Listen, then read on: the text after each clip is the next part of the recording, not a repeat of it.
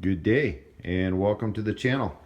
In this video we're going to be putting together this railroad spike cross.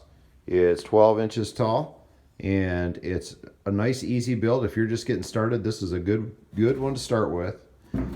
And for popularity, for stuff I build, when I get asked to do repeats, this is probably number 3 in popularity. People really seem to like them. So let's get started. So here's what you're going to need. Not a lot. You're going to need 4 railroad spikes. Now these spikes are about 7-inch railroad spikes. Sometimes they're different lengths. That was a little shorter, but those will work good. And then something for a base. And this is just a piece of, I think it's 4140, but it'll work for what we're doing. And this is, let's see, it's 3 by 4.5 and it's 1 inch thick. So you just need something that's flat that'll keep it from tipping over, unless you're going to hang it on the wall. I'll talk about that later. Then you won't need the base. So let's get to the next step. All right, so I took my 2 upright pieces. I've got them wire wheeled. I cut off just the tip, and I'll be saving that. Those might come in handy for a future project. So I'm going to weld that together, and probably one of the trickier parts of this is I like this to be straight, and then I'll kind of grind off my weld so it doesn't really stick out. And then over here, I need to wire wheel these. These are my the pieces that go across. And I like 3.5 inches seems to work good for this. So I'll cut this off and I'll throw this in the same container that these go in. So there you go, straight-ish. That'll work. Just kind of ground it off and blended it in. The surface of these is pretty rough, so it's not hard to kind of blend it in.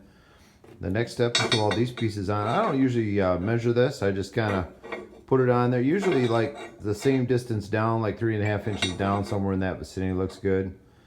So I'll lay it on this plate here, and I'll get the first one, and the second one you got to kind of space it up because these things stick down, so it doesn't sit flat. But just kind of get them tacked on, bend them around until they're somewhat straight, and then fully weld both of these on, and then you're ready to attach it to the base.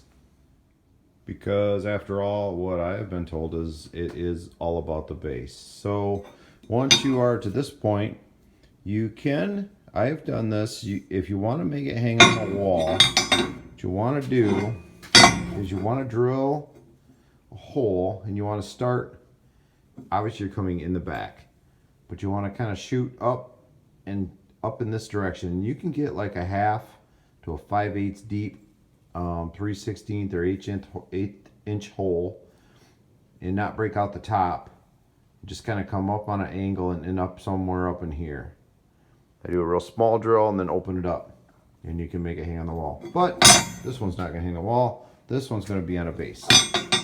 So what you want to do is, and this is one of the harder parts for this, you just got to tack it on there, and you hold it with one hand, tack it, and I always lean it.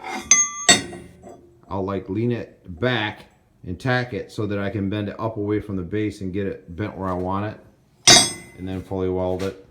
That's the other tricky part about making this. So let's weld that on there. And just like that, it's done.